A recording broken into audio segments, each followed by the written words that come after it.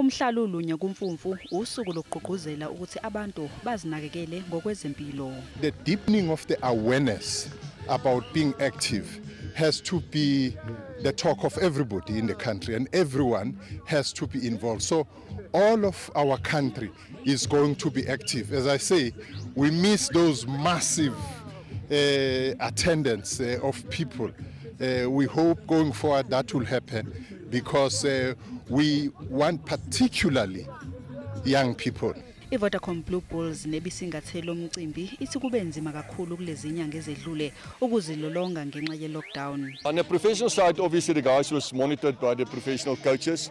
The amateur side, the guys had to work by themselves. Some did, some the pandemic a little bit. The shirts were getting a little bit tighter during the lockdown, but they'll get rid of the extra kilos pretty soon, and then everybody will be fit and ready to go again. Ababe yingxenye yalomcimbi bagqugquzele abantu ukuba bahlale bephilile. When you look good, you feel good.